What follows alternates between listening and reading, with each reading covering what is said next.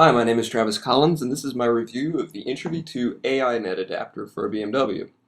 The Intravee II is not just an iPod adapter. In fact, it's an adapter for most Alpine AI net devices. Those include CD changers, HD radio receivers, satellite receivers, and the KCA-420i iPod adapter, which you'll see here.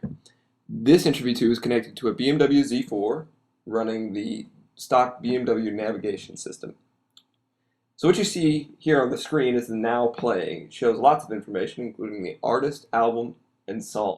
The now playing screen is what you'll see while you're simply driving down the road, switching from navigation back to your iPod adapter. So it shows you what you're listening to and gives you a starting point.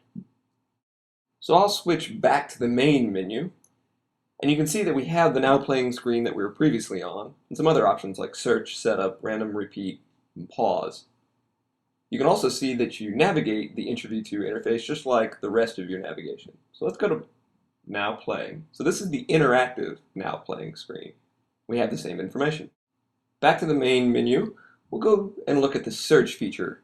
The search feature on the Intravee II is really nice. You can search by playlist, artist, album, and song.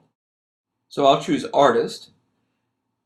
And you can see the list of artists here. You scroll through them simply just like you would on an iPod. I should point out that this list was preloaded, and that the first time that you load after plugging in a new iPod or your iPhone, it does take a little while to load the list.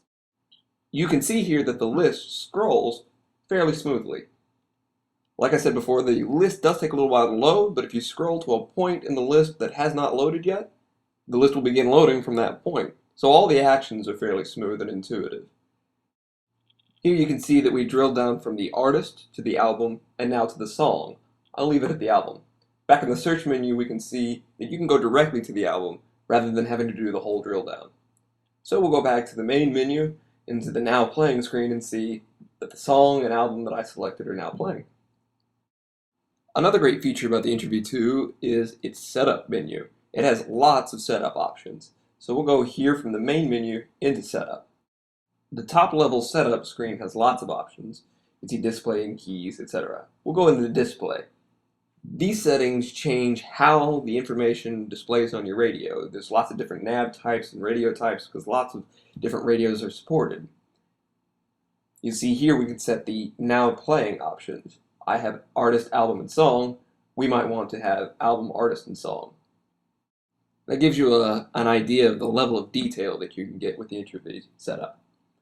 So remember that I said that the Intravee II is not just an iPod adapter, it's an AI net adapter.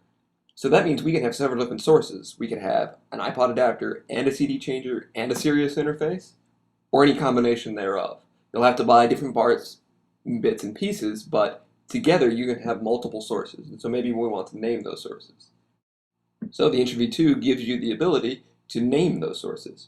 All right, back to the setup menu.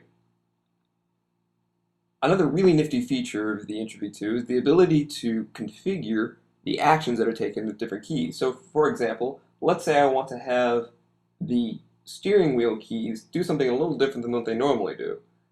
This vehicle has an up key, down key, voice, and RT key on the steering wheel. So let's say that we want to have the up key do something other than go to the next track. Click the up key and go and see the list of options. And you can see this list is gigantic. It lets you do things like rewind, do a next, random, pause, play, fast forward, all different kinds of options. You can configure the action of all of the keys on the steering wheel and on the head unit. The head unit is the buttons that I'm pressing here. So just imagine that you wanted to have the number 1 be your pause and play button rather than skipping the playlist one. So back in the main setup menu, you see here an option for clock. You can have the car's clock sync to your iPhone's clock or iPod's clock. The iPod's clock is probably synced to your computer, so now all 3 devices' clocks are suddenly synced. I think that's a really nifty feature. So finally, one of the greatest things about the Intravee II is that it's user upgradable. That means that you can download firmware for free from Intravention, the company that makes this, and upload it to your Intravee II using a simple serial cable and a Windows laptop. This unit was shipped to me with firmware version 5. I upgraded it to firmware version 6 in about 5 minutes. It's great, it has new features, and I didn't have to pay for it. So that's my review of the Intravee II. If you have any questions, feel free to contact me at dreamingwell.com. I am WildAg on Bimmerfest and BimmerForums.com, and I just joined zpost.com. Hope you enjoyed this review.